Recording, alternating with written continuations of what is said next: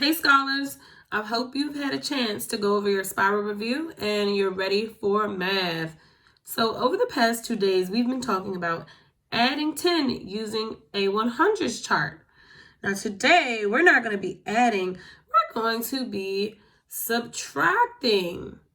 Now, if you look at the screen that I have in front of you, what sign do we use when we subtract? Take a couple seconds to think about that. That's right. We use the minus sign when we subtract. Let's do a subtraction problem together. So here we have the problem 8 minus 5. If you look at the problem 8 minus 5, what do you think when we subtract?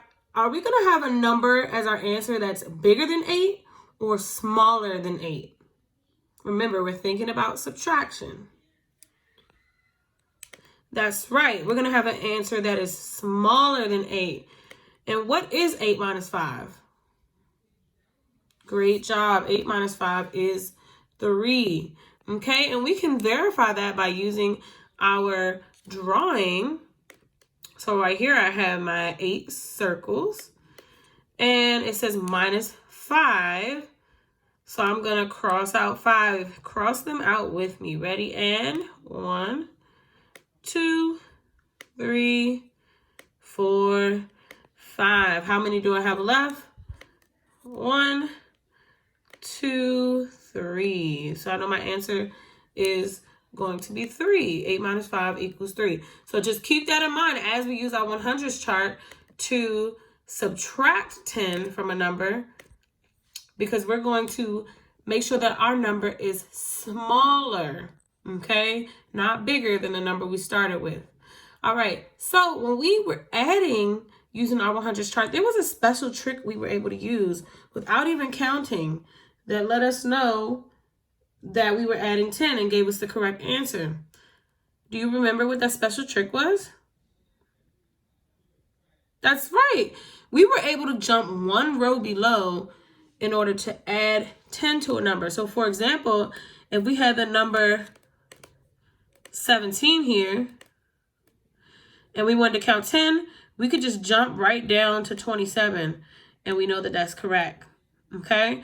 Now, when we subtract, I want you to notice the pattern when we subtract, and then it's a different special trick, very similar to the one that we just did when we added 10 on our 100s chart.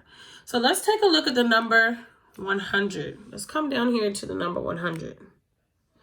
We're going to subtract 10 from 100 using our 100s chart. So are we going to be going forward or are we going to be going backwards?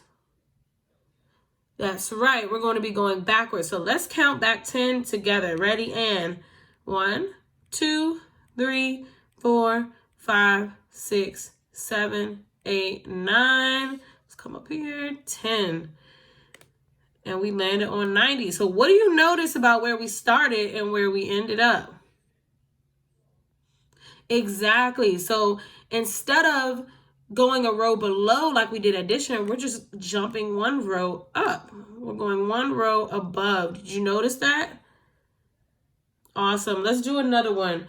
So let's come back to our number 17. We're going to use our 100s chart once again to subtract 10. Now I want you to tell me, what do you think the answer is going to be before we even count? Did you say 7? Okay, let's count and let's see. 1, 2, 3, 4, 5, 6, 7, 8, 9, 10. Awesome job. You are correct. Remember, we're going one row above this time. We jump from 17 back to 7. Okay, let's look at the number 33. Now remember, are we going to be going forward or backwards? That's right, we're going backwards. Let's count back 10. Ready? And 1, 2, 3, 4, 5, 6, 7, 8, 9, 10. Woo! If you said 23, kiss your brain.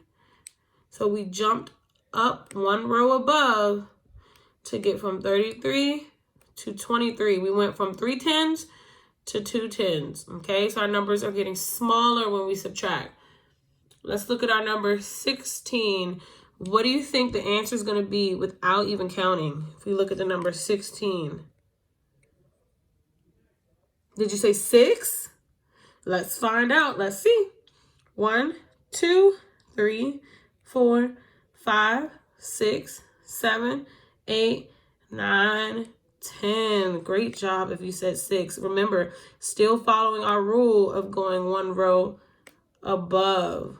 Okay? Now, I want you guys to take away some key ideas today. One of those ideas is that when we subtract, our numbers are going down or getting smaller. Okay? So if we start with a 10, whatever our answer is going to be smaller than 10. Another key takeaway I want you guys to take away from this is that when you subtract, you're jumping a row above, okay? You're jumping one row above. And the last key takeaway I want you guys to take away is that when we subtract, make sure that you recognize that your tens place is getting smaller. The number as a whole is getting smaller, but notice how in our number 33, we went from 3 10s to 2 10s. In our number 16, we had 1 10, and then when we jumped up to 6, we jumped down, and the number is smaller now, so we don't have any 10s in the number 6. When we look at the number 17, we have 1 10 and 17, but no 10s in the number 7. Okay? So I can't wait to see you guys' work, and keep using your 100s chart to subtract. See you in the next video.